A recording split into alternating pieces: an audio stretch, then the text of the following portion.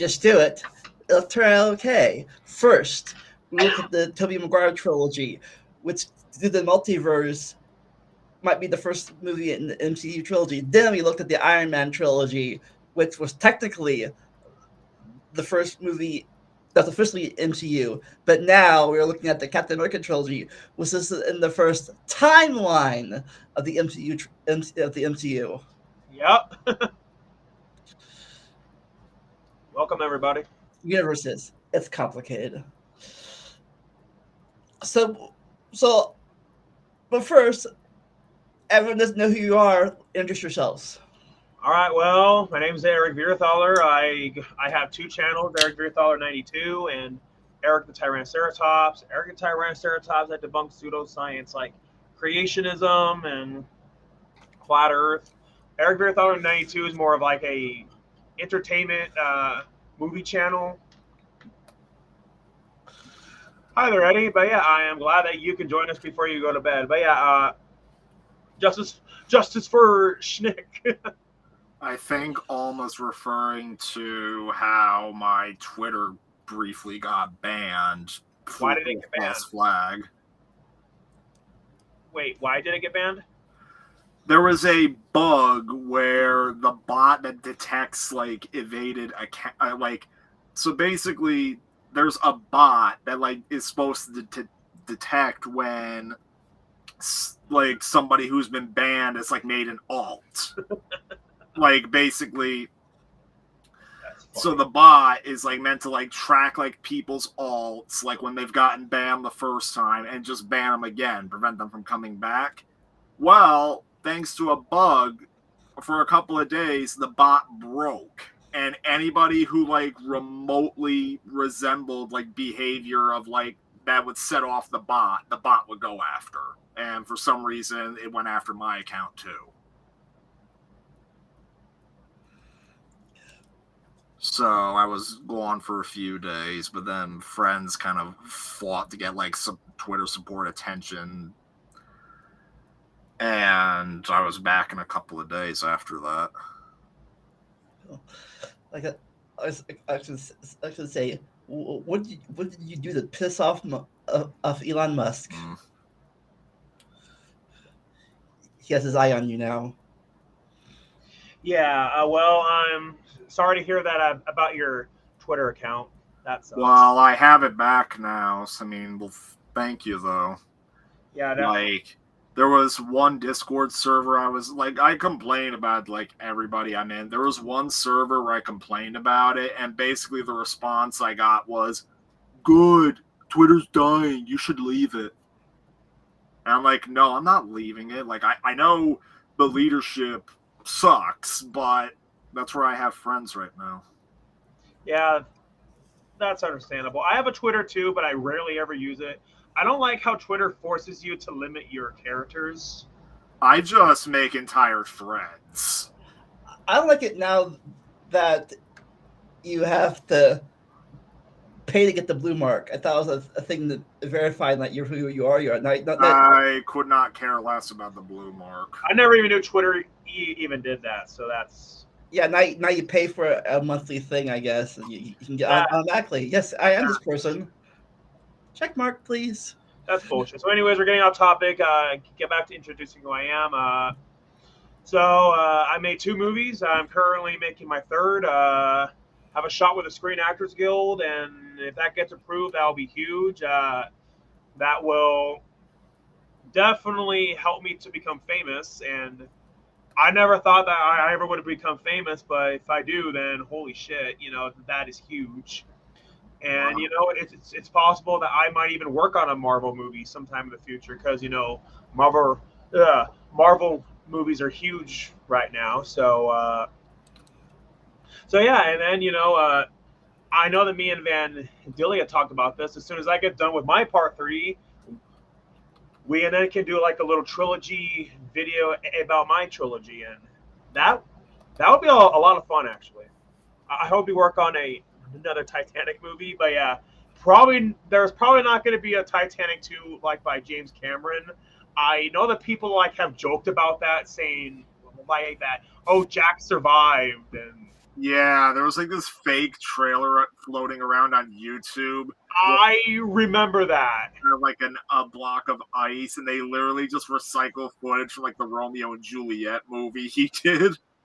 Yeah, I saw that.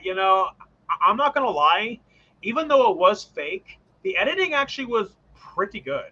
Yeah, like including like making like some of the original footage pretty cinematic looking.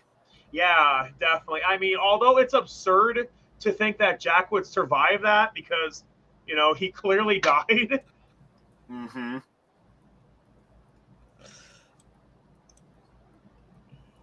And it's funny how Alma references making another Titanic movie because me, Alma, and another friend of ours, we watched a spoof of Titanic, which was basically a softcore porn parody.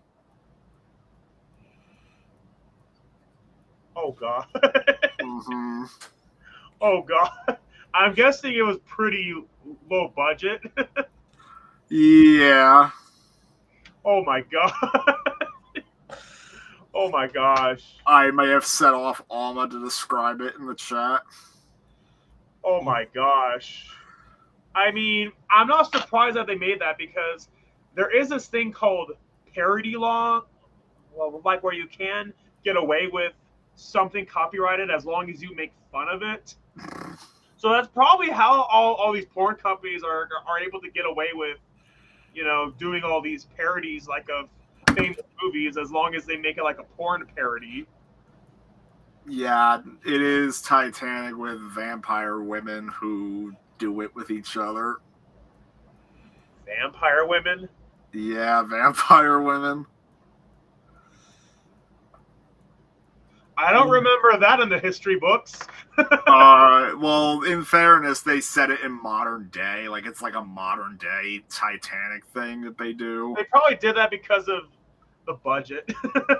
Yeah, and specifically, there's one part of the movie where they, like, the part of I know we're going off topic, but the part of Titanic where Jack and Rose are in the car and they are doing it, and then like Rose or Jack's hand like goes on the like the windshield or like the car window and just slides down on the condensation. Yeah, this parody movie spoofs that scene. They put the hand on the window and it slides down, but then it turns out it's just a creepy guy watching the two of them do it. Oh my gosh! Oh my gosh, that's insane. Like that actually was for a stupid movie like that. It was actually a pretty funny spoof because you're not expecting it. All right, so Alma, to answer your question, yes and no. I know Disney currently owns the rights to Star Wars, so it depends on if they trademarked anything. Copyright and trademark are two different things.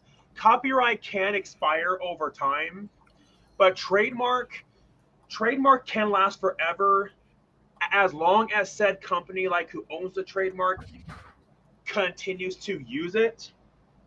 So it just depends on if Disney trademarked anything. Like, say, for example, if they trademarked the name Darth Vader, if they trademarked it, well, then that means that you can't call your parody of Darth Vader Darth Vader. You can call him something else. Like, I imagine that's why, with that Grinch horror movie that came out a year ago, why they didn't call him the Grinch.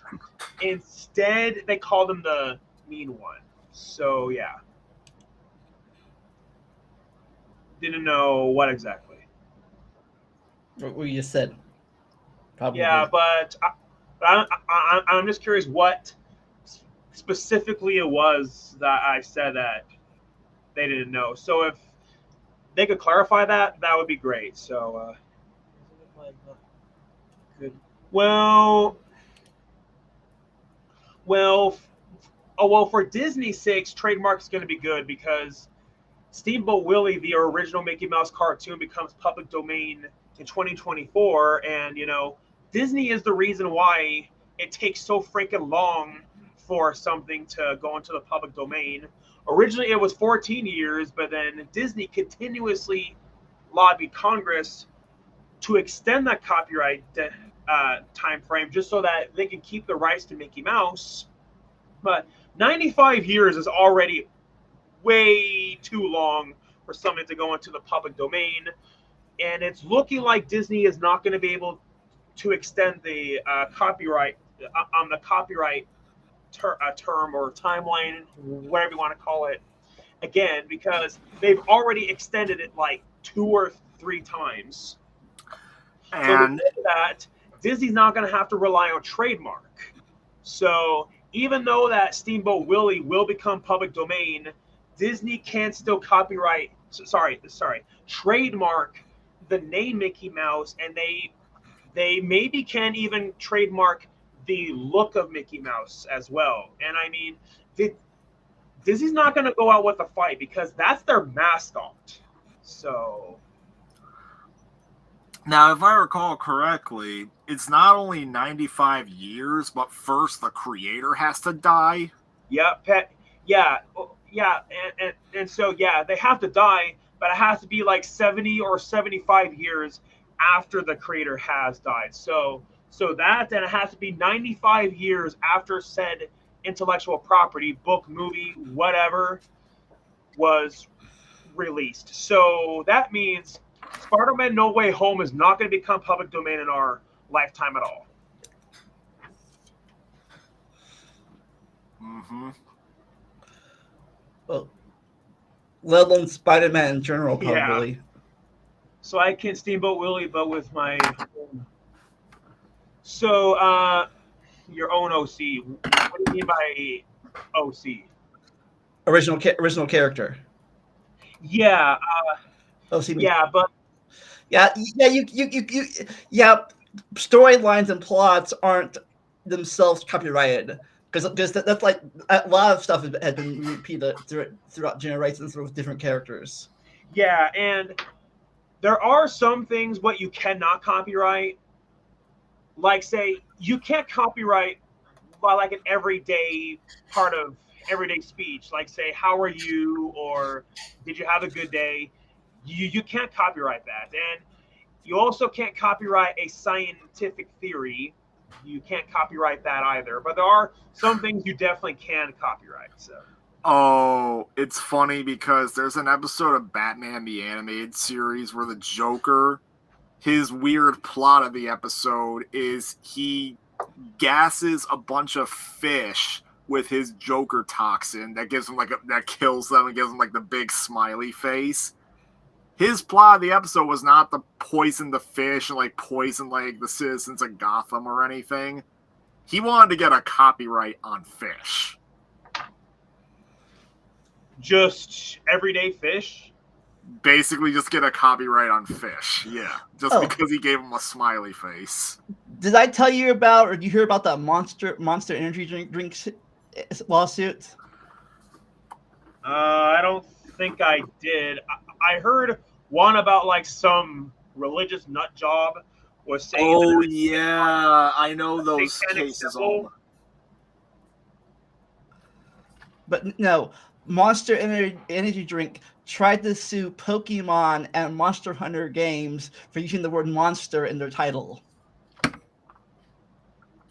And Alma brings up 2 other cases where the Fine Brothers tried to copyright the term react, and when the owners of Candy Crush tried to copyright the term candy. Yeah, which reminds me like what Disney tried to do. Disney tried to trademark the name Hakuna Matata, but the problem is Hakuna Matata actually is an African phrase, and yeah, you can't trademark or copyright that. But what you can do is that for Hakuna Matata, you can add Timon and Pumbaa like on T-shirts. So, so that's something that they can copyright and they can trademark. But just the regular phrase itself, by itself, no. All right. Now we got the rat portion out of the way. Let's go back. We got way off topic. So. Let's go back to World War II. Yeah, of Captain America: The First Avenger. I actually remember watching this at the theater, actually, and yeah, I remember that I really enjoyed it when I first saw it, and But I will admit, I do think that the sequels are better. But let's not jump too far ahead. Looking back at this thing, I figured out there's a whole story arc to the whole three movies, and that's the relationship between Captain America and his friend Bucky. Yep. And and on top of that, I've also even noticed the arc with Steve Rogers and his love interest. I What was her name again? Well, in the past it was Peggy Carter, and then Yeah. for a while he was kissing his great niece Sharon Carter. Okay. They were both played by the same person, right? No, Oh, I could have swore that they were. Sharon Carter was played by the. You ever watched the series Everwood? Heard of it, but I haven't ever seen it. Yeah, she was the love interest in that series, and she was also in another series called Revenge. Okay. But yeah, but they're no, two different actresses. Oh. Okay. Well, now I know. But anyways, so so obviously Bucky is good enough to think, but every time Steve tries, he gets rejected because he's too little, too something, too everything. Yeah. I remember when I was at the hospital for my back pain. I remember on the hospital bed, I actually rewatched the first Captain America. I was just scrolling through the TV, and that was the only thing interesting on. But they had the movie on repeat, so I watched it so many times. So yeah, so by now I definitely do remember the movie. One complaint that I heard about it is that it's set in the 40s, but yeah, people were complaining. Okay, in the 40s, how did they get like that good of technology with like lasers and all that? So, what do That you do? Have they seen a whole lot of like World War II like fiction stories? That is very freaking common to have like a bit more modern technology than like more science fiction technology than what was actually available, because it goes off a lot like the conspiracy theories of like what the Nazi Germany was working on in secret, and like maybe also the Allies. Plus, it's a comic book movie. People, Yeah, there wasn't really super soldier And serum either. yeah, true. what I was mainly thinking of was like the Wolfenstein series, because that is very much delving into like sci-fi and the supernatural, like at story set in World War II.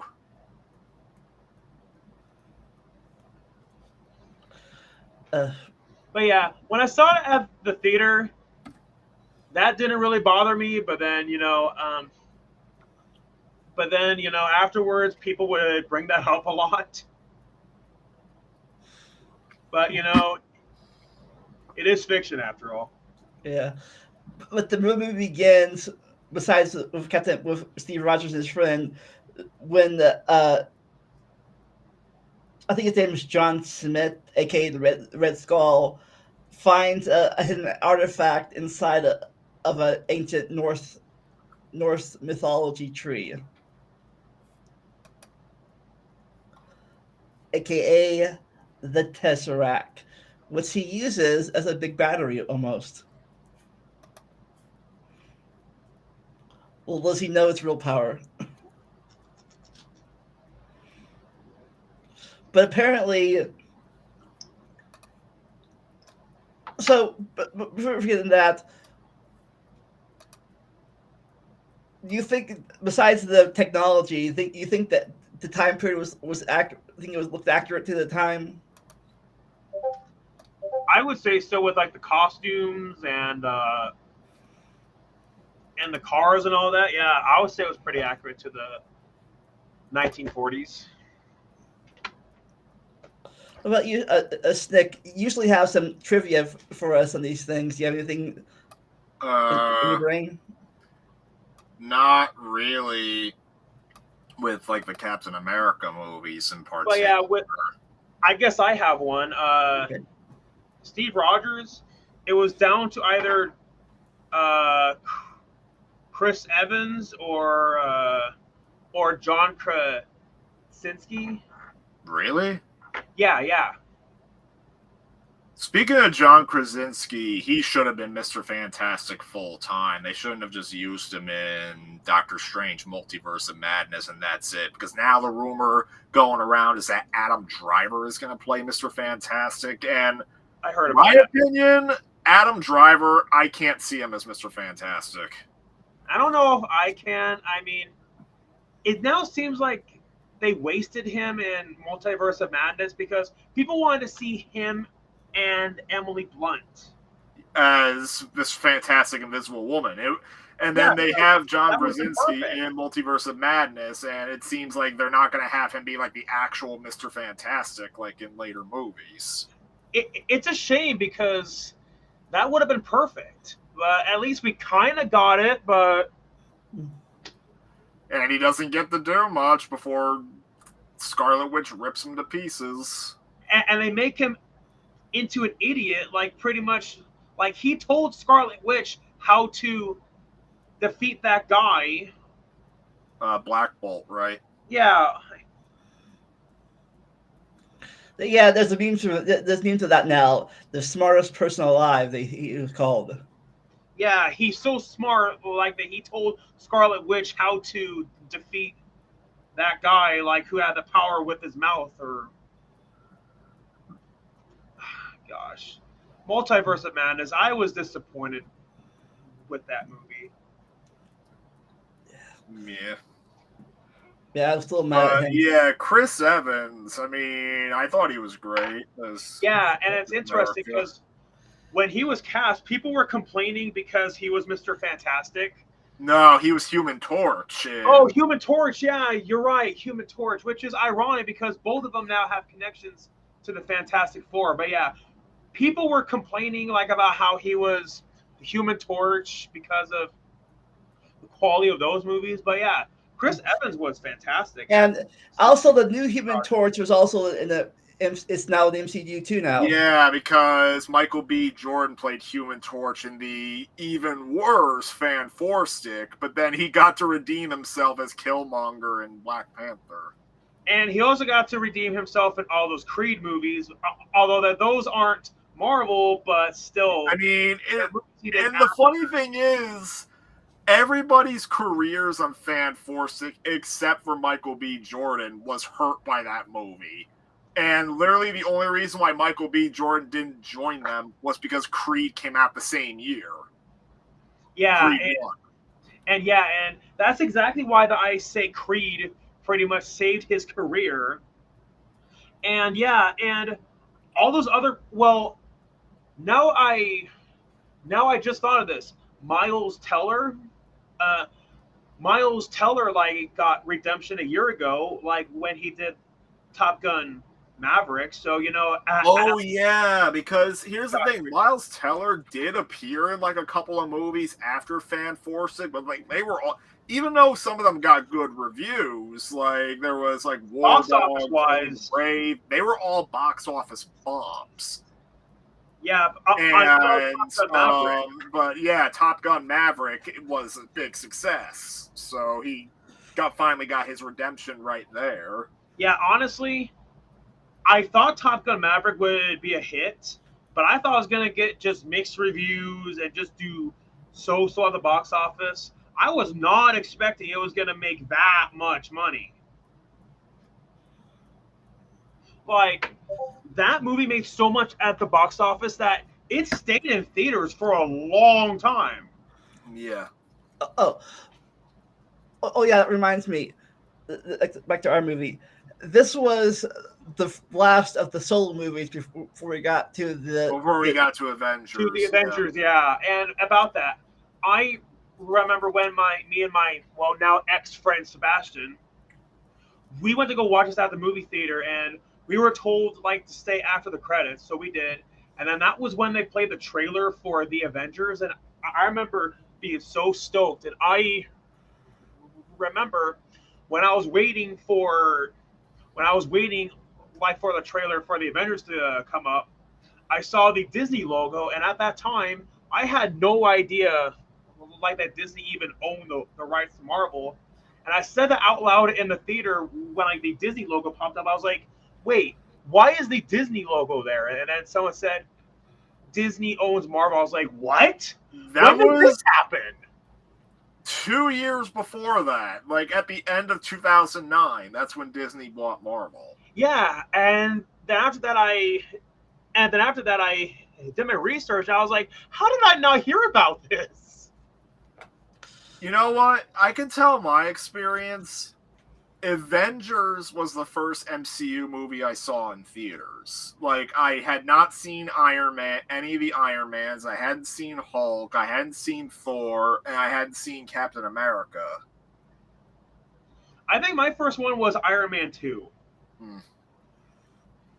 Like, I remember when they came out in theaters. Like with Iron Man 1, I remember, like, JetX, which was part of Toon Disney back then, they did a big marathon, like the 90s Iron Man cartoon, like the same weekend that Iron Man released in theaters.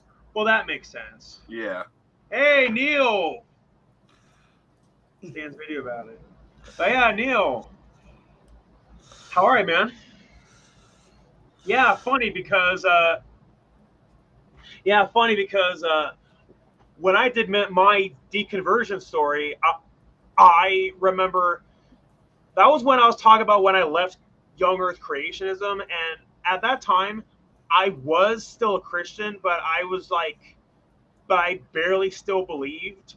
So hey, now that I left Christianity, I guess I guess I could come back up to his channel and then do another deconversion story. So, To answer Alma's question, I think it's fine so far. I think a lot of people are complaining about it, but Disney has done both good and bad stuff with the stuff they own, aka the remakes of stuff. yeah. A follow up, yeah. But yeah, Neil, I have you on Facebook. I could just message you about it. But anyways, the movie, back to, have you ever known anyone like Steve to try to fake stuff to go into the army or whatever? I know people who try to fake stuff to get out of the being drafted in the army, but I'm not sure a lot of people have ever faked stuff to try to get in it. At least in my opinion, in my knowledge. What about you guys? I don't know about getting into the. Well, I do know about the movie Hacksaw Ridge, where Andrew Garfield's character, another Marvel reference, Andrew Garfield's character in that movie, who was actually based on a real person, he wanted to serve in the army, but he didn't want to carry a gun. Like, the only thing he wanted to do in combat was be a medic.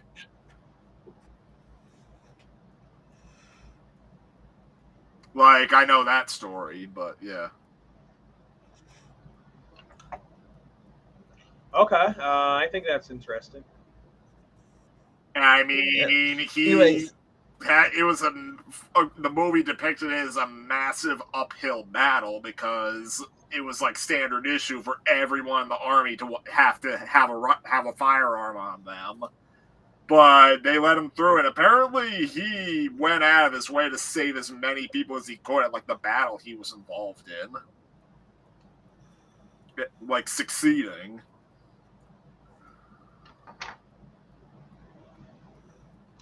Okay. But anyways, during one of these trips to the army recruiting office, he is like, again, like nope, your age is wrong. You've been rejected 20 times. Go home, kid. We're not recruiting you. That's when the doctor of the movie, I forget his name. I know I've heard it, I just can't remember it. But he's the one that invented the serum and decided, I'm gonna give you a chance. So he's sent to the basic training where we have our first, I guess, first cameo of an actor who's the sergeant there. Oh God, what's his name? God, I can't remember his name now. It's a big guy, big actor. He was in Men in Black. Tommy Lee He Jones, was, that's the actor. yes. Yeah, The and Jules- he also was Two-Face in Batman Forever. Oh, yeah. The really cheesy version of Two-Face, which pretty much was just the Joker, but Where well, that time portrayal when wise. Tommy Lee Jones tried to out-ham the ham master Jim Carrey.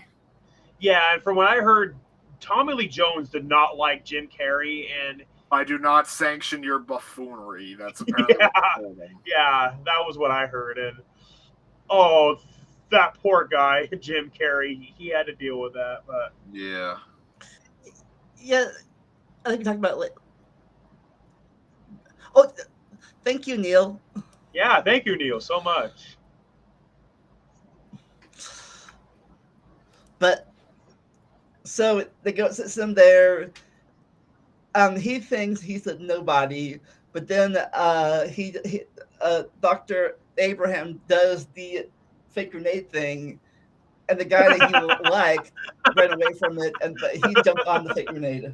Oh, I'm sorry. I laughed because I saw Neil's comment, and it just made me laugh. I googled it.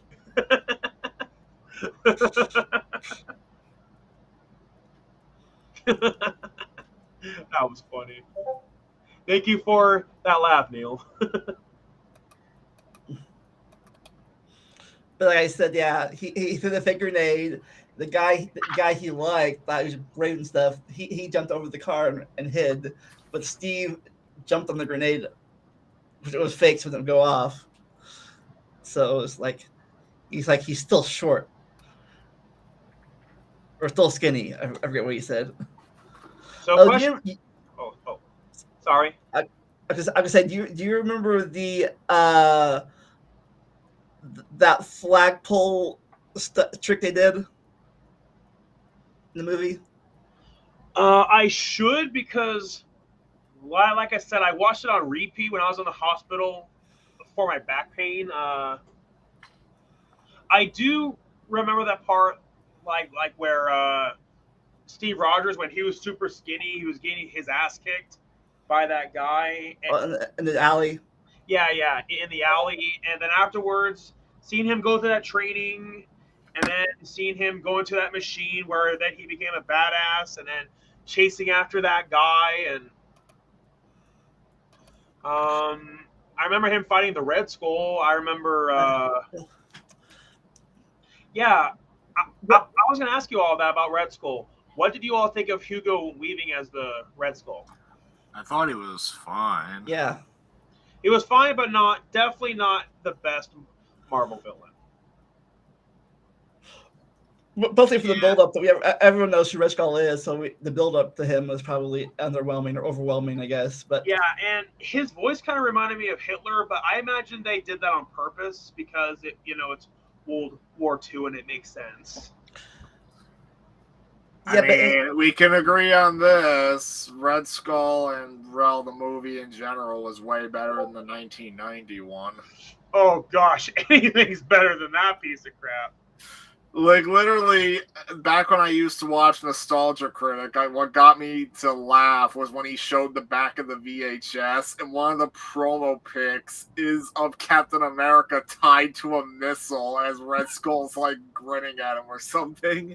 Like, making Captain America look as pathetic as possible. Yeah, oh man.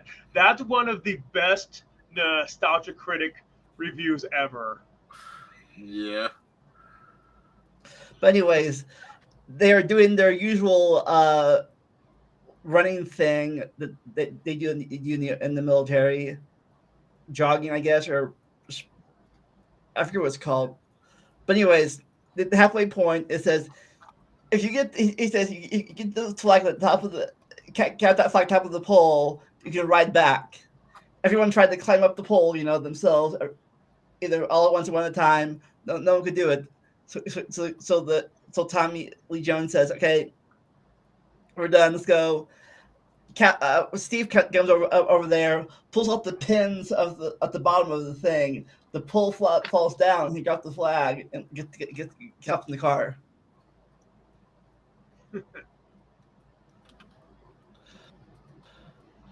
So like, I guess it's supposed to prove that he uses his brain or something. Yeah, I guess so. But yeah, So they finally he does the thing. He gets a relationship. I almost forgot another funny part of the basic training. When Peggy introduces himself, and one of the soldiers says that he'll protect her and stuff, and all that stuff, and she does like a whole judo chop against him or takes him down himself. Like, thank you, sir. So so I can see the cross-platform venture says they made the '91 movie just for Marvel just so that Marvel would not get the rights back. Well, it shows because clearly they're more focused on that versus making an actual good movie, which is why I believe Roger Corman made that really shitty Fantastic Four movie. I swear, the Fantastic Four have had the worst luck with live action movies. And you know how? It's because arguably, as shitty as the Roger Corman one is, it's considered by many to be the best one. And that's saying a lot. Mm-hmm. That's saying a lot. Maybe Rise of the Silver Surfer can compare like a little bit, but the 2005 one was boring as hell because they don't do anything in that movie for the most part. And then the less said about Fan Four Stick, the better. Yeah, oh gosh, that movie was so bad. No, the Fantastic Four team works just fine. It's just they can't bring them to the big screen properly for whatever reason. I think honestly, I think the only thing that drove people to see the first two movies was Jessica Alba. She was famous around the time. People cared about that. She was hot. Really. And on top of that, it came out right after the Tobey Maguire Spider-Man. So, they want to cash in on that on another Marvel hero. But yeah, case in point, the Fantastic Four can work. Although they're not called the Fantastic Four, the Incredibles 1 and 2. Those movies were great, and it's about like a team of 4 superheroes with essentially the same powers. Maybe not quite. And the idea is that a frequent nickname for the Fantastic Four is like Marvel's first family or something, because they're literally like a family of heroes. Like, because Mr. Fantastic and Invisible Woman get married. Human Torch is Invisible Woman's brother, and like the Thing is like such a good friend of theirs. He's basically family too. So yeah. Yeah. But yeah, with this new one, I hope it's going to be good, but it's just a real shame that I have a feeling we're probably not going to see John Krasinski and Emily Blunt, but we've already beaten that dead horse, and we're still talking about first Captain America, and we're almost an hour in, so we better get to the second movie here soon. Okay, so let's speed run through this. So we get to he does the thing where he introduces to Howard Stark, young Howard Stark, and he has all the equipment and stuff. So they get this stuff, eject them, and then that's where his CGI body is undone because this whole time he's been CGI'd to look skinny. Did you realize that when you first saw the movie, or did you realize what? Sorry, the skinny him was CGI. Yeah, when I first saw it at the theater, I was wondering how they did that, but now in retrospective, I'm not surprised they did it with CGI. Just to save time. But I think it was pretty good. Like, it wasn't obvious face CGI. Like saying, oh, that's obviously like they did with Layla and Rogue One. But yeah. Yeah, and even to this day, the movie's now over 10 years old. It still looks good. But I mean, of course it does, because Marvel has that kind of budget. So. But it goes to this thing. He gets buff, but then a Nazi Hydra guy kills the doctor, so he's the only one that can ever be made via this. Chases him down. They do the suicide thing and say the catchphrase. When one head when one head chopped off, two heads always come back, or something like that. Emphasizing the Hydra myth. So instead of being, so he's like, we're going to send you to the USO show or OSU show. What's it called? I forget. Maybe Schmick might remember. Which one again? USO, OSU, the military thing they perform for the people perform for the military. You mean for World War II? For any military. USO. Thank you. Yeah, I wouldn't know. Yeah. Thank you. I was thinking you're getting me thinking of OSS, which is like basically like the covert, which I think was like a covert operations service that like a lot of World War II stories use. This is like for the people that perform for the military. Oh. And he did this stuff, and then he's in Europe, and he finds out that his friend's battalion has been captured. So he's like, I'm gonna go do it. He's like, no, you're not. Yes, I am. And he Peggy and Howard, the little trilogy of friends, get a plane. He dives in, rescues his friends, and that's.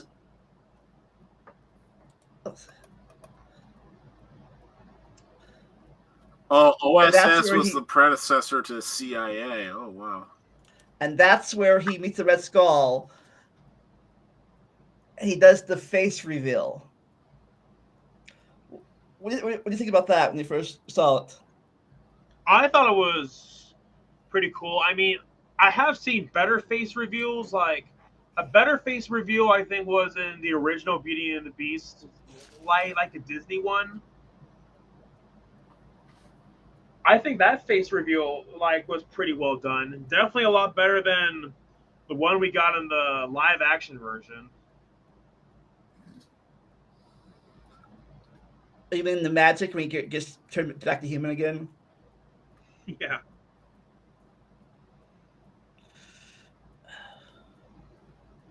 So they go back, and then they start forming a little squad of him, Bucky, and the whatever they're called, little. I forget what their group was called, but they got performed together. They did little random raids and stuff until the day of the train incident. Yep. Where Bucky gets hit and falls from the train tracks all the way down. Yep, and he's presumed dead, but then we find out he actually isn't. Yep, we find that out in the sequel. The better sequel, none. Then we find out little joke, not little thing that Captain America can't get drunk. His metabolism is like so good, I guess, that alcohol goes right through him. That was just like what happened on The Flash on the CW, because friggin' Flash couldn't get drunk either because of metabolism. So we go. He confronts the skull, the big thing, and then the plane thing happens where they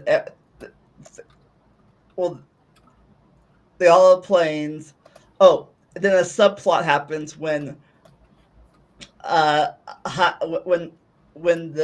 Americans capture Zola, Red Skull's assistant, and bring him over their side, which was a thing for next episode.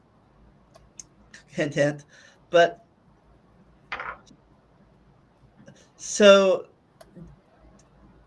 do you what do you think of his decision to crash the plane to stop it? Was you think that was the best decision, or think that other things could have been done?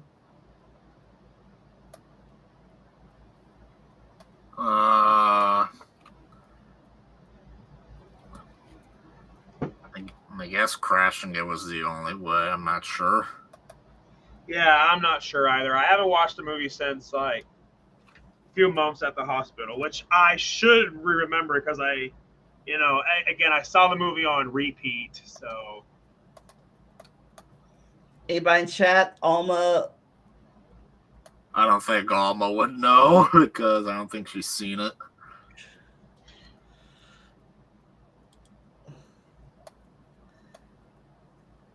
yeah, which was foreshadowing of Avengers Endgame. That's still one of the coolest moments in movie history. That moment, like when Captain America picked up Thor's hammer. Oh, that was so epic. Still to this day, Avengers Endgame is one of the most satisfying movies I have seen in a long time. So you crashed the plane. I was so happy that that was the highest grossing film of all time. But then it got beat again by Avatar because of the re-release in China. Yeah. Which I thought about seeing it, but I don't think I could sit still for a 3-hour movie in theaters or longer. Endgame maybe 3 hours, but it didn't feel 3 hours to me. But I didn't see Endgame in theaters, but as for seeing a movie that's 3 hours, I did see the 3D re-release of Titanic when it came out on the 100th anniversary of the real disaster. I also did. Without going into so that we don't stay off subject, that was a very interesting theater experience because lots of kids from my high school, because I was in high school at the time, they were at the screening, and they were very unruly. They were very what, sorry? They were very unruly. Lots of noise, lots of theater employees threatening to kick people out. At the very end of the movie, when they're panning like to the wreck in the wreck in the ocean, they're about to play the scene of like Rose like being reunited with Jack and everything. One kid lifted their phone in the air, and a camera flash with a powerful flashbang style. Oh my god, are you went off, and the entire theater broke out into a riot. Oh my gosh, are you kidding me? That sounds like my experience when I saw it. There were a whole herd of obnoxious teenagers. Oh my gosh, that was irritating. Mm-hmm. Oh yeah, and then when I saw a re-release of John Carpenter's Halloween, there was a couple right in front of me taking selfies with the flash on the entire time. And then even worse, they record the movie off of Dish Network, but they didn't record the entire movie. I'm like, don't tell me that you can't just pop in a Blu-ray of it. So incompetent. But anyways, we're getting off topic again. All right. So the last thing about Captain America 1 is like when he wakes up in the hospital bed and he can tell that freaking, even though it looks like it's still the 1940s, it actually isn't, because he notices like the nurse's attire looked different. Oh, and plus the baseball game he had on the was radio. one he was actually there for, so it doesn't make sense to be hearing it again. So and he goes out to modern day Times Square. He says it's been 70 years, and the final line was, "But I had a date." Yeah, you're also forgetting that it's Nick Fury that tells him, "You've been asleep, Cap, for 70 years." I mean, how would you feel knowing that you were asleep for 70 years and all of your loved ones have now passed on? Or if they're still alive, they're very old, like what happens in Peggy's case. Yeah. Like I said, the first thing you said is, "I missed my date." Yeah, and knowing that all that time that you could have had is now gone. But hey, at least when he woke up, at least he woke up the same age. Yeah, being frozen in ice and all. Plus his metabolism, I guess. Oh yeah, and getting going sidetracking to Avengers a little bit. Like during a meeting on the helicarrier, at one point they name drop Wizard of Oz, and Captain America kind of perks up. He's like, "I understand that reference." Captain America movies are dangerous because it promotes Adolf Hitler propaganda. Good old Kenny again. What do all of you think about Kenny's comment? I have no comment. No, stupid. Everything in World War II was out of Hitler stuff. Really. When you want to talk about propaganda, look at the Donald Duck cartoon. There's also a Daffy Duck cartoon at the time. Yeah, so anyways, that's Captain America 1, Captain America 2, The Winter Soldier. Oftentimes people will say that the sequel's never as good as the original, but in some cases sequels are better than the original, like this. The Winter Soldier had a better script, it had better directing, it had better characters. While the first one is not bad by any means, it's entertaining. I mean, I think the first one was more about introducing the character to modern times than anything else. It was just about getting him from what's the movie? What? Yeah, and yeah, I mean, it was just a better movie all in all. Like better script, better directing, better characters, a better villain, and yeah, the Winter Soldier. People still say that it's one of the best Marvel movies still to this day, and I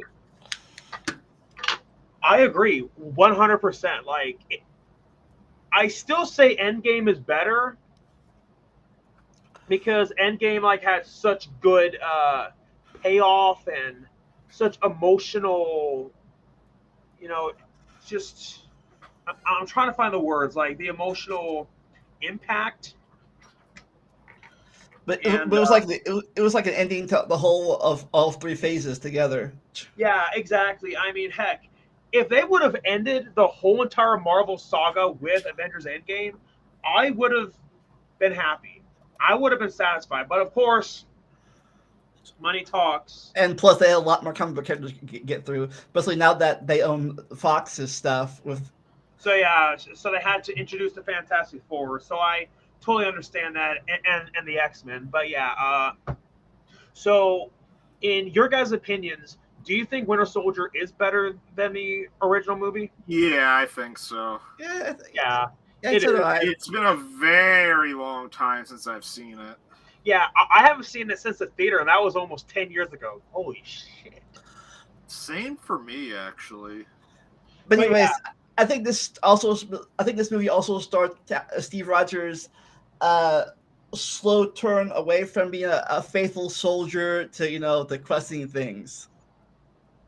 Oh. Yeah, to the point where by Avengers Infinity War, he's completely dropped the Captain America name. But yeah, they go rescue people.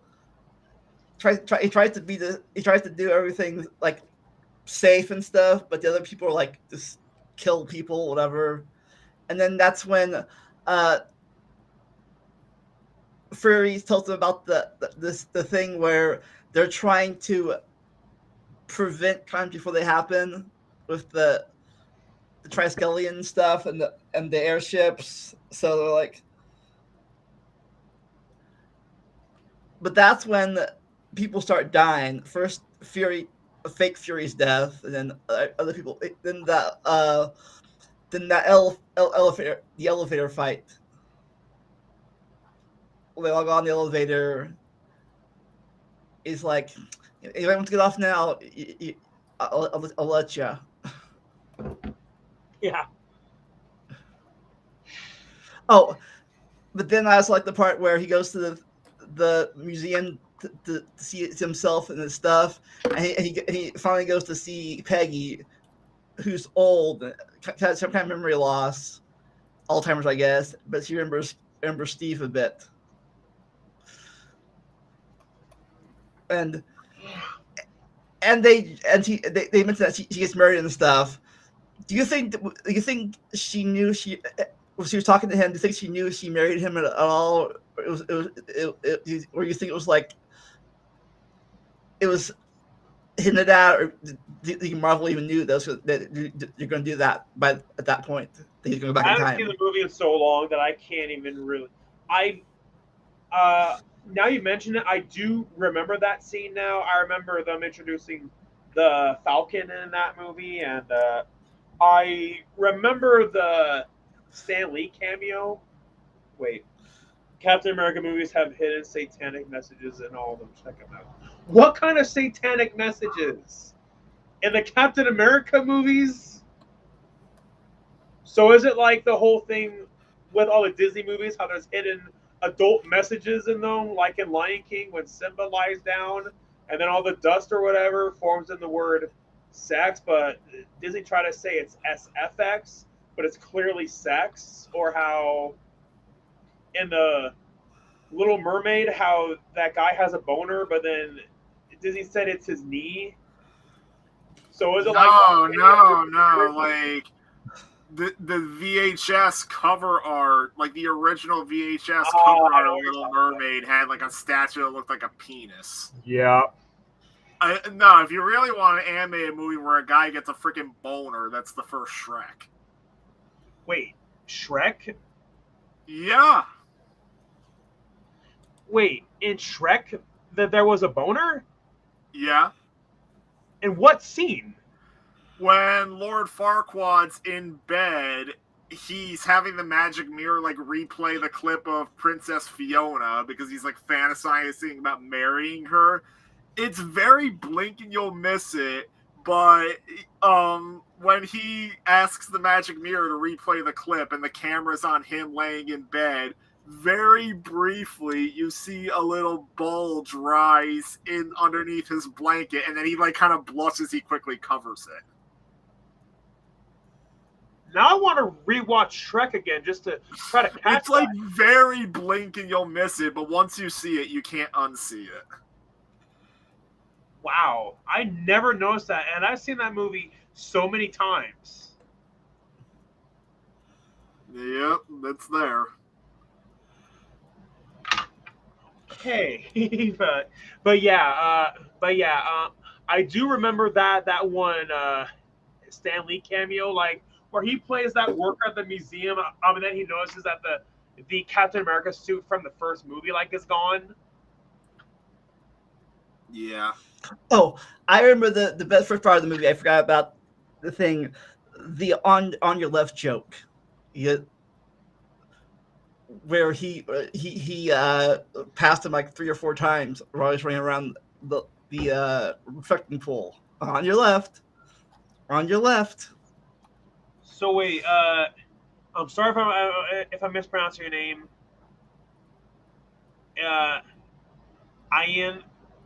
Iana or Elina or whatever. With the comment about the argument exactly, are you talking about Kenny's comment about the Captain America movie? Yeah, you about the Captain America movies having satanic messages in them. I don't know what kind of satanic messages are in the Captain America movies, but now I'm curious, Kenny. Lena, okay. Anyway, but you remember that on the left joke they did? Oh, in the second movie? Yeah, him and Sam were jogging. I remember the scene of them jogging, but I don't remember the joke, so I guess I have to rewatch it. But yeah, basically, Sam was running as hard as he could around the lake, and Captain America just like Steve just passed him up 4 or 5 times, barely jogging. And then at the end, Sam was like exhausted and dropped dead almost, and Steve was like, Good run, huh? But anyways, as we became friends, you find out he's Falcon, which I forgot all about him really before this part. But I think later on, yeah, I think I remember him become Captain America later on in the comic book. So when that happened later on in the movies, I was like, why make a big deal about it? It's canon. It happened before. But everyone was like, a black Captain America? That's not right at all. I'm like, it's canon. But anyways, that's off the topic. And we find that then Steve finds out that his best friend, like him, has been alive all this time and frozen on and off. And had been brainwashed. How would you feel if your best friend you thought was dead came back from the dead as an enemy? I would be shocked, and not only as an enemy, but as a badass. I would be pretty shocked, and it'd be hard for me to fight against my best friend because it's your best friend. I mean, that would be like if I had to fight against my dog Simba. It kind of reminds me of that scene in that movie Old Yeller. You know what I'm talking about, right? Yeah. Yeah. Oh, that breaks my heart every time. That breaks my heart. Yeah. Yeah, Lena got the joke. It's why he sit. It's why Sam says it. It's why Sam says it at the during Endgame.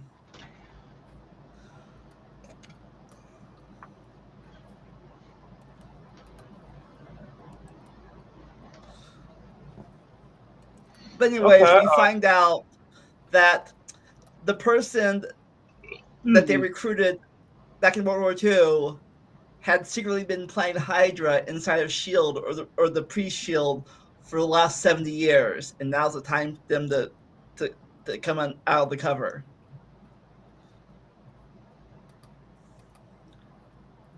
I forget if I saw it first, and because I was watching the same time I was watching Shield, Agent of Shield, so I don't know if it was spoiled for me first there in the movie because I pretty much saw it back to back.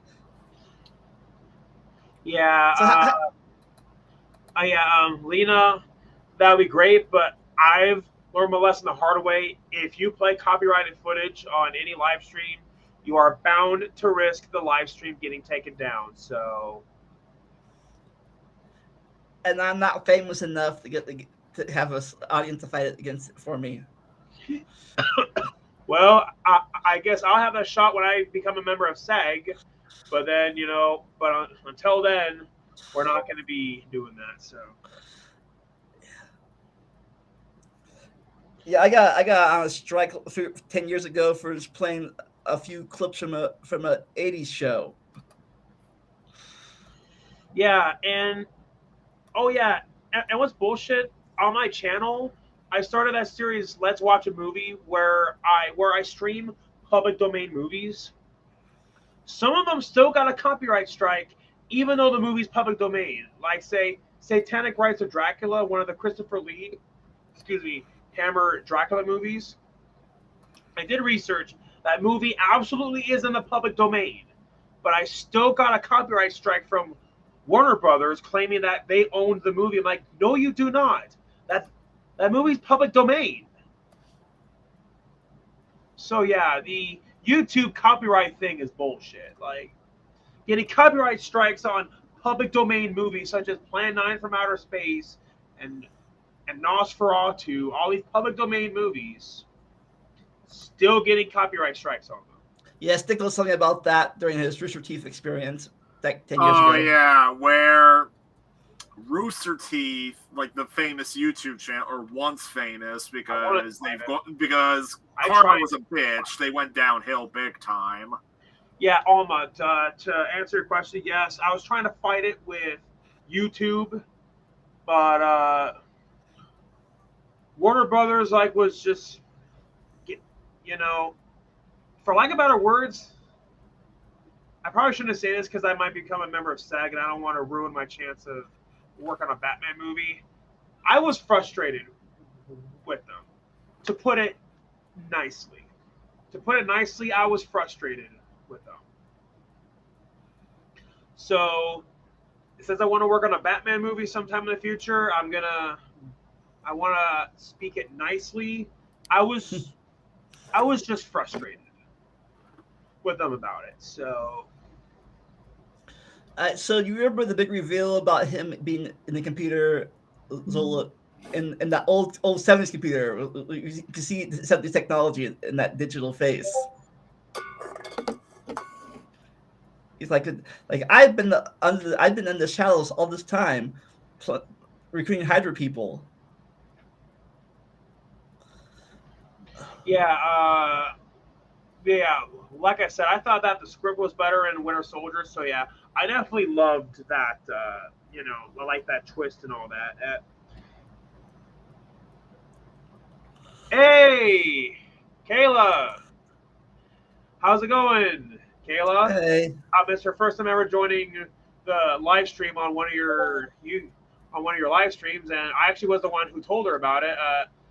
Kayla was texting me, and she was like, "Hey, hey Eric, like talk to me." I'm like, "Hey, it'll be a lot easier if you join the live chat for this video because I'm here." So yeah, and on top of that, I am also pretty sure that Vandalia appreciates having new viewers and new subscribers. Yep. So yeah.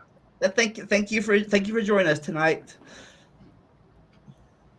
Yeah, thank you. Let's wrap this movie up. Let's see. You find out that Hydra is going to kill everyone who disagrees with them. Like they even mentioned, I think they even name drop Stephen Strange because it like about any future threats to Hydra. So that's where we first hear his name in this universe. Ah, so it's foreshadowing of Doctor Strange, which came out just 2 years after.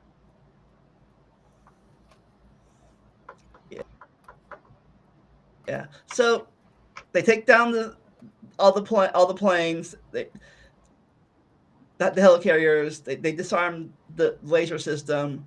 You find out that one, Fury's still alive, and the head of Shield, not the director, but his boss, is also a Hydra agent.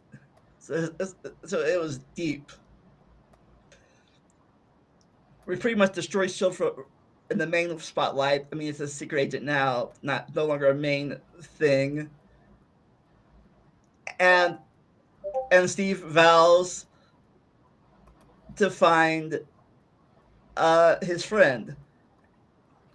And the movie ends, and we get to number 3, Boom. Civil War. Yeah. This is the aftermath. Pretty much, it's the aftermath of Age of Ultron. Yeah. It's basically the movie is just another Avengers movie, basically with the name chopped off. It pretty much is, just without Hulk. And I believe Thor wasn't in Civil War either. No, there was no Thor either. Just no Thor, no Hulk. But yeah, it pretty much was. And they're mentioned, but they are mentioned by Captain Ross. Do you know where Thor is or Hulk?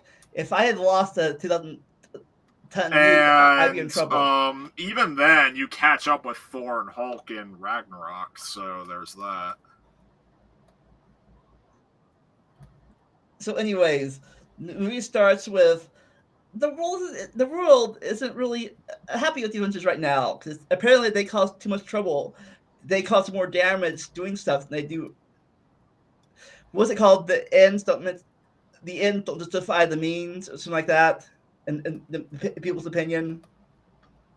That was phrase. So, question: in your guys' opinions, what one did you like better, Civil War or Winter Soldier?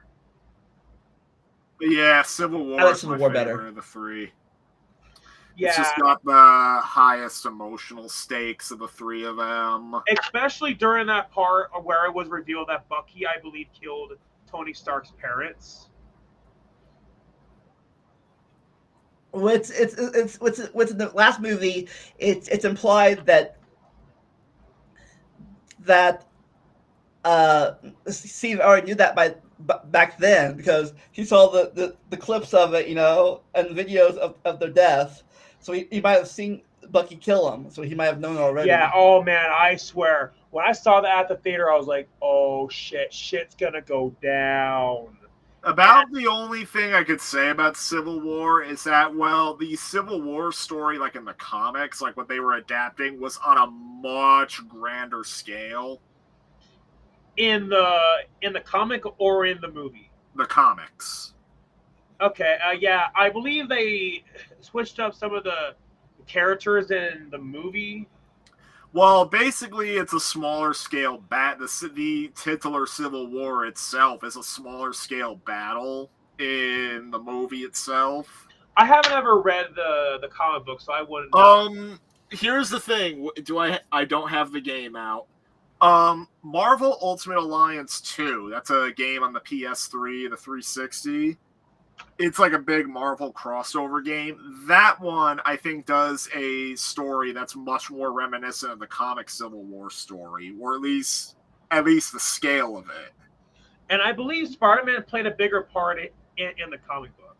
Yeah, I do, but in the comic, yeah, like I know one part of the story in the comic was so Spider-Man was pro registration he was Team Iron Man, like in the movie, but the thing with the registration is that the superheroes not only had to register, but their identities had to be known too.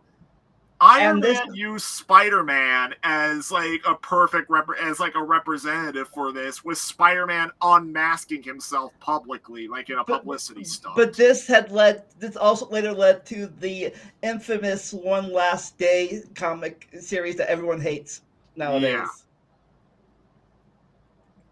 Where they erase his marriage. Yeah, and from my research, originally the Russo brothers weren't sure if they could get the rights to Spider-Man. So from my understanding, they wrote like two scripts. They wrote one with Spider-Man, one without. Oh, and that's the thing. When Civil War went into Winter Soldier released alongside like Amazing Spider-Man 2, back when Sony was trying to gun it with like the Andrew Garfield series and everything. Then I think when Civil War went to early production, it's funny because after Amazing Spider-Man 2 underperformed, that's when Sony decided to they didn't give up Spider-Man. Like I remember when I was in college and like Civil War, like we had just found out that Spider-Man was gonna be in Civil War. Some people I knew in college falsely were claiming, "Yay, Sony gave up Spider-Man." No, they're not. They did not give up Spider-Man. They basically entered an agreement where they share Spider-Man. Yeah, which that never happened. I mean, that's the first time, as far as I know, like where something like that has happened. I mean, Universal apparently was sharing Hulk with Disney, which I guess they still do to this day. But even though they've never made anything past the first MCU standalone Hulk. So you would think they would have lost the rights to the Hulk, but I don't know what kind of loophole Universal's done where they've kept Hulk. Because I think Sony is under the same rule that like 20th Century was under with like the Marvel properties they owned. Like I think Sony, like if they go a certain amount of time without making a Spider-Man movie, they lose the rights. And on top of that, Spider-Man is their biggest name that they have. I mean, Spider-Man is the biggest name that Marvel has. Yeah, hence their newest thing is already topped the box office charts. Beyond the Spider-Verse. Across the Spider-Verse, which, by the way, I still have to see. So do I. I want to see that so bad, but money. I still lots of my Twitter friends have seen it, and I'm just trying to avoid spoilers. I still need to see the first one. That as well. Yeah, I need the first one still. I haven't seen it yet. I haven't found a place to stream. The first one, that's the best Spider-Man movie I have ever seen, and that's saying a lot. I mean, No Way Home still was pretty good, but Into the Spider-Verse still is better. But yeah, I think No Way Home is the best live action one, but that one's the best Spider-Man, probably. Period. oh yeah, definitely. But yeah, I might say across the universe is now the best Spider-Man movie all in all when I see it. But yeah, yeah, it's just money's been tight because SAG, school, the movie. So So, but anyways, we go there. They say you want to fight, either sign this or retire, and that's when the villain gets there. Oh, first part of the movie, we see we are introduced to his Tony's uh therapy program, which is later on an Easter egg for no wait for Far From Home later on, but that's another story. So, question to all of you to address the elephant in the room. How did you think Tom Holland did with his first I introduction thought to he Spider-Man? was. I mean, he was very obviously a much younger take on the character compared to like what even Tobey Maguire and Andrew Yeah, Garfield and did. at that time, people were complaining, saying, "Oh, what Spider Boy?" I'm like, "Hey, it makes sense. He's supposed to be in high school, so now he finally looks like he's in high school." Yeah, I saw a meme where they said Tom now is the same age as Toby was during the first movie, his first movie. Yeah, because time has passed since then. But yeah, back then, Tom Holland, while I like, was not a big name, and so Civil War pretty much was like his big, was pretty much Yeah, like his big. like I remember like when they were confirming that Spider-Man was going to be in the movie. I remember like there was casting calls. I remember straight up there were people who wanted Miles Morales instead of Peter Parker, and I was under the belief that do Peter Parker first and then maybe bring in Miles later. Yeah. But Well, yeah, we did get Miles' uncle in the first Spider-Man movie. yeah, in Homecoming. I mean, we have Miles now in the animated movies, but Yeah, and yeah, I believe I heard crap, what was his name? Who almost got the part? I think it was. I think one guy whose name was being dropped all the time was like Asa Butterfield or something. Okay, I'm curious. Who? Yeah, yeah, Azra Butterfield. Yeah, that was the person. Yeah, his name was being dropped all the time until they finally announced it was Tom Holland. Yeah, Azra well, Butterfield. He would have been an interesting choice. Yeah, and I but also heard Leonardo DiCaprio was almost Spider-Man, not in Civil War, but in like the early '90s with like James Cameron. And Jake Gyllenhaal almost became Spider-Man Oh, when Tobey Maguire was believed to be not going to be in Spider-Man 2. oh, so according to this source, Dylan O'Brien almost was Oh, Spider-Man. Dylan O'Brien. Civil War. He was almost Spider-Man. Wait, Heath, Heath Ledger was almost Spider-Man in the 2002 movie? Wow. I never heard about that. but anyways, I said this before and I'll say it again. The Tom Cruise? they came around the same time, but the build up and the actual fight thing was much more prepared and ready to go in Civil War than it was for Batman v Superman in the Oh, theaters. okay, I'm sorry, but according to this source, Tom Cruise was almost going to be Spider-Man at one point. Right. Tom Cruise, use your witchcraft to get the fire off me. Tom Cruise was almost Spider-Man. Like I said, I think they build up their fight much better than they did with Batman Superman. I've said it before, and I'll say it again. What do you think? Oh yeah, definitely, and yeah, Batman v Superman and this came out the same year, Yeah, and Batman v Superman came out first. and then everyone was saying, including myself, Civil War showed how you do the rivalry thing between two heroes the right way. Batman v Superman showed how you do it the wrong way. Like no build up. This we're fighting now, okay? First movie. Yeah, there's no solo movie before, but hey, I'm here. No way. Hey, no way. Your mom has a savior. His name is mine. We're like totally best friends now. We should go get coffee. And I think that people complain about that movie was that I do other movies, but I think one of Batman's big thing was killing people, and Yeah, and that was such a missed opportunity because Batman has his "I don't kill" rule, and then Superman killed Zod at the end of Man of Steel. So I'm like, yes, that's perfect. I like to build up the conflict, like for Superman and Batman, but they missed that perfect opportunity. And not only that, but that version of Batman has no problems killing people. Yeah, and I'm like, you missed that opportunity. But yeah, Ben Affleck was not the problem whatsoever. He did great. It was just the material he was given to work with was pure and utter dog shit. Like, get that away. Plus, introducing every character all at once. Wonder Woman, Aquaman. Yeah, Wonder Woman did not need to be in that movie. She was so shoehorned, and it was way too early, like, to introduce the death of Superman storyline. I'm like, that should be its own movie, not at like the very, very end of Batman v Superman. Like, oh man, the script of that movie was so incompetent, and it mostly was just political talk the entire movie, and then for a very few minutes you see Batman fighting against Superman. But yeah, but like I said, Civil War did it the right way. Yeah, like I said, their fight at the end where they fought and they left on peaceful terms, really emotional in my opinion.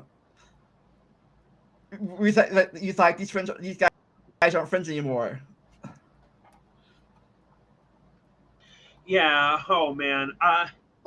And the line here says, "That's not your shield. My dad gave you that shield." And he got the shield off. But yeah, I just noticed this. Tom Holland's Spider-Man or Peter Parker, he seemed more awkward in Civil War. I mean, I get it. Peter Parker's supposed to be the nerd and all that, so I totally got that. But he seemed to be more of like the awkward teenager in Civil War and a little bit in Homecoming.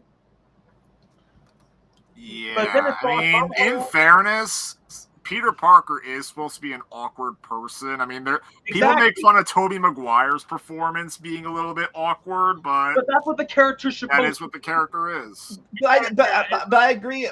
But later on, I guess he learns from his mistakes, and I guess he grows up a bit throughout the movies.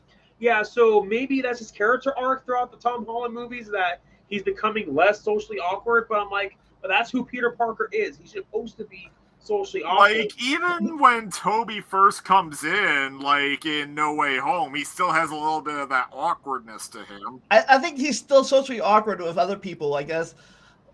He's still kind of socially awkward with the prison stuff.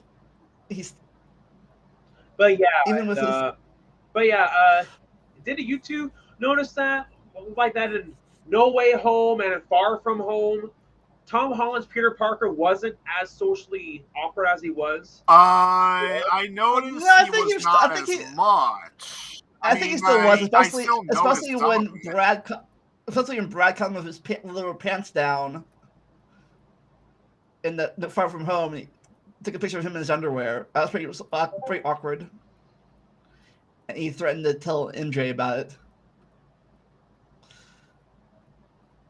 And him dropping the glasses, he's like, "Is Brad a target?" Yes, Brad's a target. Okay, we'll shoot him now. You're like, what? He tries to get the drone down. Yeah. Like I said, that's a different trilogy. But yeah, I just remember when Civil War came out, I was like, hey, it's not a Spider-Man movie, but Spider-Man's in it. So I thought, hey, I could go to the theater cosplaying as Spider-Man. And then I remember when I did that, I actually made a new friend, at the theater, and I still talk to her to this very day, actually. Wow. Cool. And then she posted her selfie with me as Spider-Man. She was like, I met Spider-Man. My life is now complete. But I That love is that amazing. he was Spider-Man was either the end credit or the mid credit, where he says he will be back. Spider-Man will return. But I also like when they at the end of that thing where he's doing his thing. He says, "What happened to you? Who beat you up again?" You don't know him. His name's Steve. He's from Brooklyn. Wait, so according to this source, the guy who plays Clay in 13 Reasons Why, Dylan Minetti, I'm sorry if I mispronounced his name. He was Dylan almost, Minnette, I think. yeah, yeah. He was almost Peter Parker / Spider-Man in Civil War. Oh, wow. See, the only thing I know Dylan Minnette for other than 13 Reasons Why is when he was Wes in Scream 5. Yep. Yeah, and clearly the character was named after Wes Craven, like as Yeah, tribute. very clearly. So I don't know what your opinion is of the Andrew Garfield series, but everyone was a lot of people were ready for this new Spider-Man to come out in the scene. A lot of people didn't like Andrew Garfield at the time. Or Yeah, I Well- mean, people did warm up to Andrew a lot more, like, Especially when No Way after Home years had passed. came out. Like, I'll say this much, when I saw No Way Home in theaters, because Andrew comes in first, everybody applauded for Andrew. I also did, and I Yeah. swear, I freaked out when Andrew popped up on screen, and then when Toby popped up on screen. I'm like, okay, Toby was my childhood, Andrew was my teenhood, and now Tom is my adulthood. So it's like, this is perfect. And yeah, and Andrew got to redeem himself. I did hear that was Andrew was going to be in Civil War, like originally, that they were going to have his Spider-Man movies being with continuity with Civil War, but then they abandoned that and they decided to just reboot it again.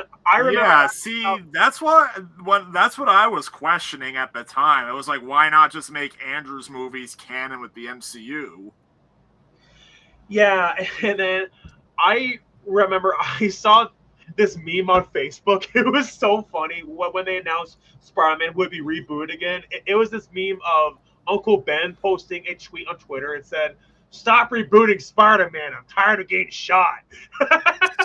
I mean, luckily the MCU never really showed Uncle Ben. we don't even know if he even existed in that universe. Like we don't know if Uncle Ben was their thing or if Aunt May was their sister. Confirmed Uncle Ben does exist because there was this suitcase. There was this Marvel cartoon show that was on Disney Plus. What If? Yeah, What If? Yes, and Tom Holland's Spider-Man actually mentions Uncle Ben. Okay. But I don't know I think the main reason they didn't show Uncle Ben like in the movies because like or even really give him much of an origin story is because it's like they've already done it twice. People know we don't have to trek through this again. Yeah, exactly. And that was what a lot of people complained about with Amazing Spider-Man 1, and I totally get it. So yeah, I did the same thing. The same thing with I didn't watch Andrew Garfield's movies until later on because one, at the time, the third movie kind of turned me off for a bit. I didn't like it personally. Nothing about Treads. I didn't like it. And two, when I heard his love interest was Gwen, I knew from the comic books that she dies. I'm like, I don't want to see that. I am too emotionally already. So no, I don't want to see somebody die and that I know is going to die. Which obviously she did. But yeah, in Amazing Spider-Man 2. But hey, even though Andrew didn't get to be in Civil War, at least he finally got introduced to the MCU with No Way Home, yeah. So at least he finally got that. So that means the Andrew Garfield movies now are a part of the MCU, even though they originally weren't, but now they are. Just in a different universe, yeah. Yeah, just in a different timeline with the multiverse. But yeah. But anyways, a lot of people. I've seen a lot of people argue about who would win in a fight: Captain America or Peter Parker. Well, Spider-Man really has the advantage with the Spidey sense, but yet Captain America is pretty strong.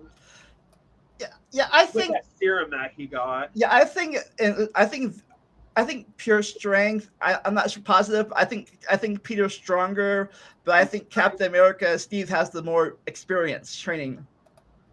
Okay, Kayla, I'm surprised. Pizza nice. I'm confused by your comment. Can you clarify that? I'm really confused. Oh, that one. That one. Oh, but back with reheated pizza. Oh, okay. I got really confused. I was like, what in the hell are you talking about? So, Hey, you want to know what that reminds me of in Spider-Man 2?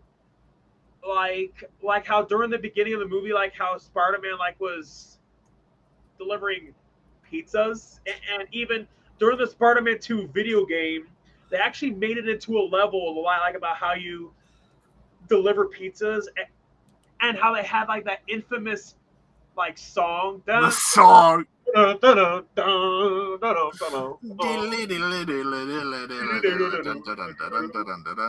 dun, I swear, it's one of the most awkward songs in video game history, but it's also one of the most catchy songs in video game history. Yeah. but speaking of, I don't stick notes about this. We said that pizza delivery and stuff. I don't think notes all about this. I was remembering that SpongeBob pizza episode. Krusty Krab pizza. Krusty Krab pizza. It's not a stone. It's a rock. It's not a boulder. A rock. Too funny. Well, you let go of that pizza already? Oh, yeah, I and did. It's for the going back to Civil customer. War. Who cares about the customer? I do. Well, I don't. Squid. So going back to Civil War, I remember when the movie came out, there were so many memes about it. Like in all these memes, on the top you see Tony Stark and Captain America talking about something, and then they disagree, and then the bottom it says Captain America Civil War. Like say for example, there was one where Tony Stark says Mario's better, and then Captain America says Sonic's better, and Captain America Civil War. Do you guys remember all those memes about it? A little bit. They were hilarious. You could do your own Civil War with Kenny. Yeah, with Kenny Hornrickson, our flat earther in the comment section, who said the Captain America movies have satanic messages in them, and I asked you, Kenny, okay, evidence to back it up, but you still haven't gave me evidence, Kenny. Come on, Kenny, evidence. Oh yeah.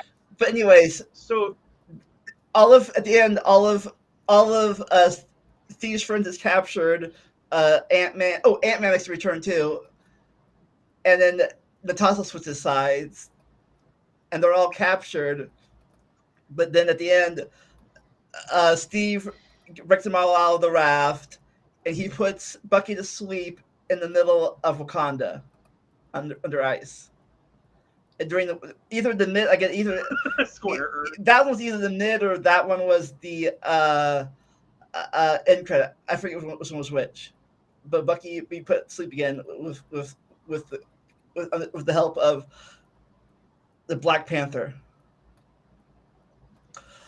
Oh, and then the very end where the cameo happened, he says we're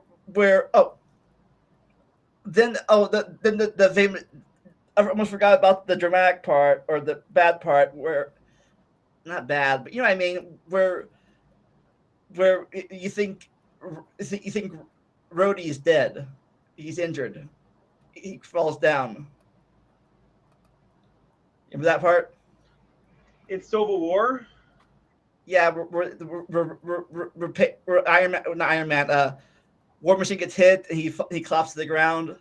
Oh, I remember that scene. And sorry, going back on Spider-Man again, like during that part, like where Spider-Man and the Winter Soldier are fighting, and then he goes, "Whoa, you have a metal arm? That's so cool!"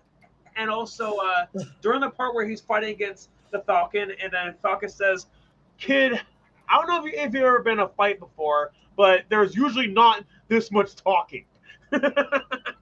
Well, that's what Spider-Man's thing is. He talks, like unlike most other characters, he actually talks to like the enemies he fights, and that's part of that is just kind of the joke around them, maybe throw them off, and also I guess to keep focus because sometimes he himself is kind of freaked out by some of the villains he fights. Yeah, and there also was that line where I swear when I saw this at the theater, this was the part that got the biggest reaction was when Spider-Man said, "Hey, you guys remember that movie, The Empire Strikes Back?" Oh, you remember that old movie from a long time ago? Yeah, and then what's funny, Tom Holland said after that movie came out that he's never seen The Empire Strikes Back. Oh wow! So that just made it even funnier. But like I said, at the end, Rory's in physical therapy thing, and Stan makes a cameo and lifts the phone and says, "Package for Stony Stank." Tony Stank, Tony like, Stank. Yeah. Oh, I remember when I saw it at the theater, I was laughing so hard, and everyone else at the theater was just roaring in laughter from that. That was hilarious. Tony Stank. But anyway, they deliver the phone. He delivers the phone to him to call him if he needs help. Ever needs him to call him, which he does. But he doesn't do it. But Bruce does it later in Infinity War. Uses the phone, and that pretty much wraps up the trilogy. I thought I heard a rumor that there's going to be a Captain America 4, but There is going to be a Captain America 4. Yeah, with Sam Falcon? Wilson being the new Captain America. Yeah, NWO. So yeah, so I'm pretty sure that Chris Evans is completely done with Captain America. I mean, to be fair, he was Captain America for almost 10 years, so the guy deserves a break. I know that he did that Lightyear movie, which bombed at the box office. Yeah, and in fact, it actually made news recently. The director of Lightyear, as well as a key person at Pixar, were among a massive set of layoffs at Pixar. Was it because of how Lightyear bombed? It's believed it had at least something to do with it, as well as the fact that Pixar movies in general have been getting screwed over. Think about Soul, Luca, and Turning Red were all put direct to Disney Plus for free. Like, if you had a Disney Plus subscription, you could just watch them. Meanwhile, Disney themselves, some Marvel movies, they were put on Disney Plus because of COVID, but they were behind a $30 paywall. Whereas Pixar's movies were just free. And there was also Onward, which did go to theaters, but it was right when the pandemic hit. Yes, and I remember that. That was the second to the last movie that I saw in the theaters before lockdown happened. My last 3 movies in theater before lockdown. First was Sonic the Hedgehog, then Onward. Onward actually made me cry, and Onward actually ended up being one of the best movies I saw that year. It was just such a shame that it came out when it did. If it wasn't for COVID, I think that movie could have been like a new classic, but COVID happened. But then my very last movie I saw in theaters before lockdown was The Invisible Man. And that movie was great. It was scary knowing that you can't see the threat, knowing that he could be right next to you, be in your house, anywhere, but you would never know because you can't see him. So overall, you two and people in chat, what was your opinion of the trilogy overall and the story arc? Basically, it got better and better with each movie. Oh yeah, definitely yeah. Which people always say, "Oh, sequels are never as good as the original." Yeah, that's a load of bull. Trilogy proves that wrong, and I have been proving it wrong. Like with my trilogy so far. So let's hope that my third movie is going to be even better than my other 2. So we've done this before. Okay, what's your ranking of the 3 movies, both of you? I guess I'll say mine. Civil War, then Winter Soldier, then the original one. So pretty much like the trilogy, but in reverse order. I think I agree with that. What about you, Snick? That's probably what I say too. Civil War's the best, Winter Soldier's in the middle, Originals at the bottom, but all three of them are deep good. Thank you so much. But yeah, Alma says it can be a classic to you.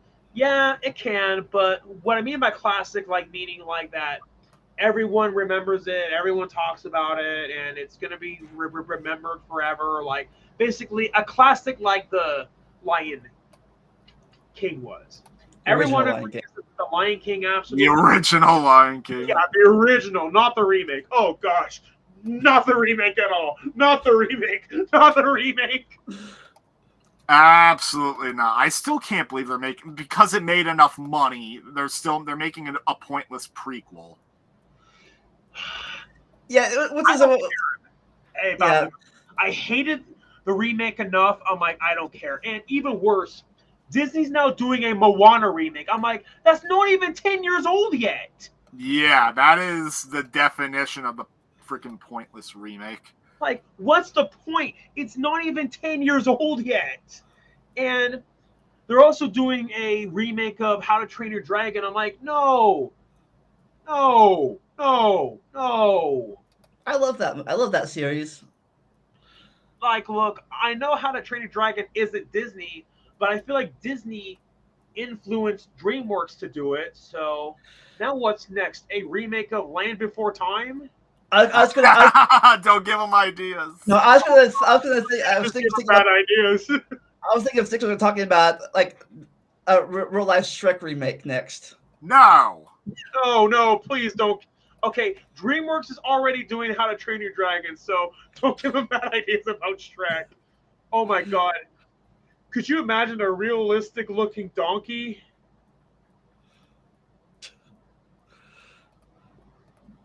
That would be a nightmare. Who would they get to be a live action Shrek? Like John Goodman or Jack Black or.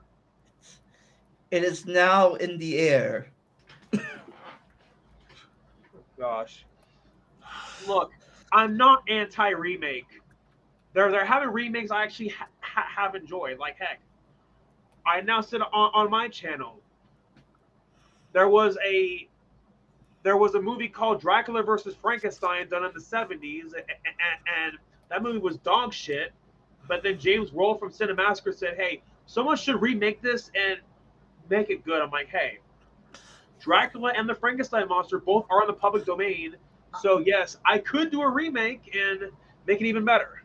I do have to say, of all the Disney remakes that I've seen, I actually did enjoy Maleficent. I did enjoy it. I didn't see that one. I didn't mind the Jungle Book.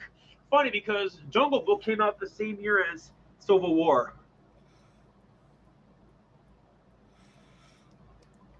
But then Jon Favreau, who did the Jungle Book remake, you would think he would have done a good job with Lion King, but Lion King ended up being the worst remake out of all the Disney ones. Before we wrap this all up, is there anything you two or in chat, any future trilogy anyone wants to talk about?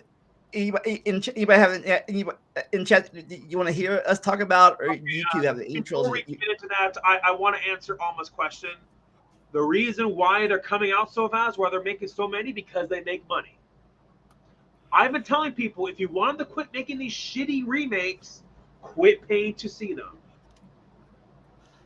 I know the Little Mermaid remake is said to be one of the better Disney live action remakes, but I'm still not seeing it. I'm not watching it either. And no, it's not because Ariel's black. It's because I'm tired of these Disney remakes. I'm tired of them. Alma says The Matrix. You do anything about the trilogy? There's no yeah. live action, so I think that's a live action remake. Wants to watch those movies with me.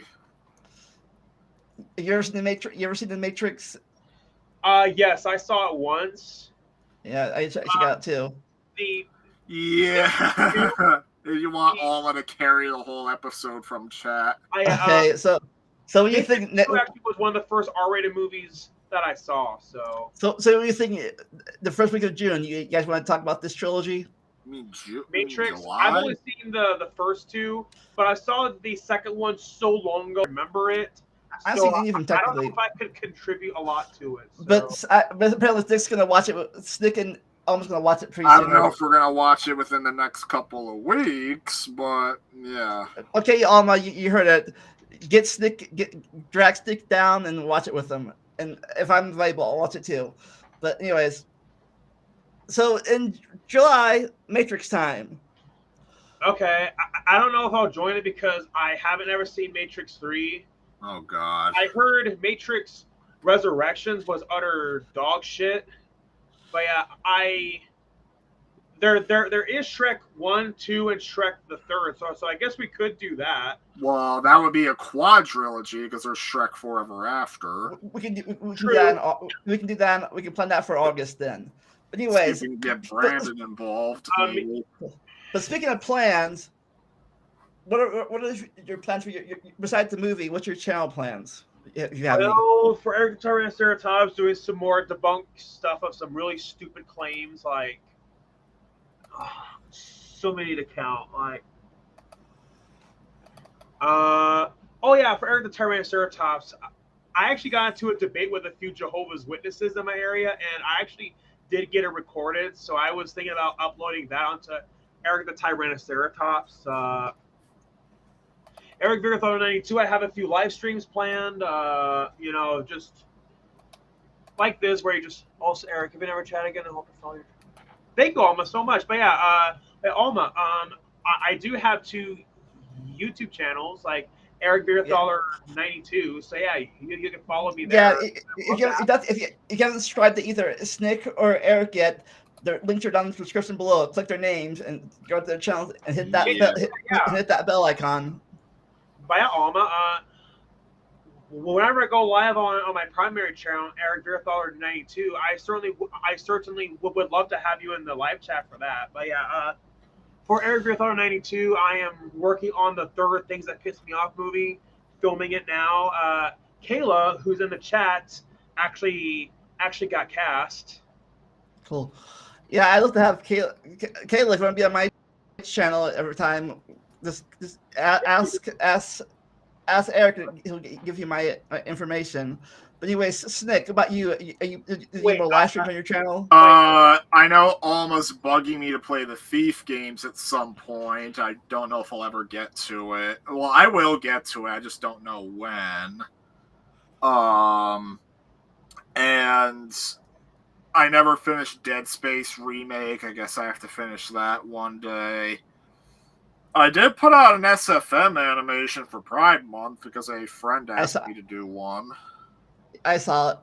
Yeah. So I also forgot about one other thing. I've been doing with my series Let's Watch a Movie. It's pretty much where I stream public domain movies on my YouTube channel. Since my grandpa recently passed away, and he was a huge Western movie fan. So what I've been doing is that I have been live streaming a bunch of public domain Western movies. I've done 2 already. I did a John Wayne one called Mid Talk, a second one, a Western movie from the 30s. So yeah, there's a ton of public domain Western movies. So yeah, I am definitely going to be live streaming a ton more public domain Western movies. Alma, sorry about your grandfather. Yeah, I appreciate it. He was the first grandparent of mine to pass away. So, and even worse, he was the one who I had the closest bond with. So it's rough. But hey, the very last thing I told him before he passed away was that I have a shot with the Screen Actors Guild.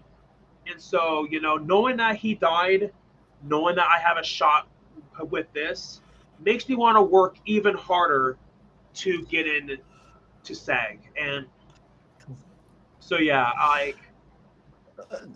just remember when you become famous, remember us little people. Oh, I will.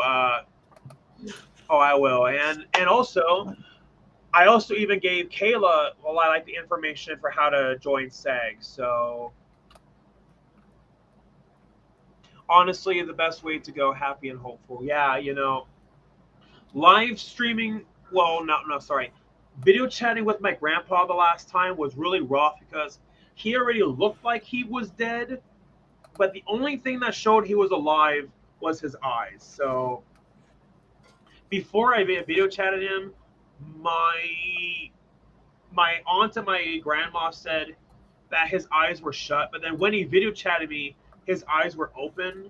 So that right there, says a lot. Like that he was excited to talk to me again, and so you know, I am pretty confident knowing that my grandpa is very proud of me, knowing that I have a shot with SAG, and that's the very last thing I ever told him before he died. So yeah, everybody, there's his Well, list. yep. Yeah, you want to help us out, channel out, either help you can donate or buy something off our wish list. Just only if you have spare money, don't go broke for our sake. Yeah, exactly. But yeah, the third things that pissed me off movie, I might have to delay it till 2024 because I did have to delay filming due to my grandpa's passing, and and the part Kayla's going to play was originally be played by someone else, but then they bailed. Excuse me. And so that's why Kayla's now taking over for that. But hey, recast happen all the time in movies. Look at Hulk between Yeah. Hulk and Avengers. Yeah, definitely. And on Monday, I am scheduled. I can't say who the celebrity's name is yet, but I am scheduled to have a phone call with a particular a particular famous person's agent on Monday to see if it would be possible if I could get them in either the third or the fourth things that piss me off movie. So, but yeah, I can't be approved for SAG just yet because SAG and the Writers Guild just went on strike, so I can't be approved that's just gonna be yet. tough. I don't know how long it's gonna last for. I really hope it's not gonna last for too long, but before I go, for my channel, this Wednesday we're going to be talking about pine trees and the entire Gemosphere dynasty. Saturday I'm interviewing Godless Granny, and then next Saturday, Nick will be returning to talk about Kingdom Hearts Remind. Not you, Nick. Well, other The Nick, other but guy, okay. the other ones you want to join too. But anyways, until then, never stop learning. Enjoy the randomness. We'll see you all next time. Bye. this was fun.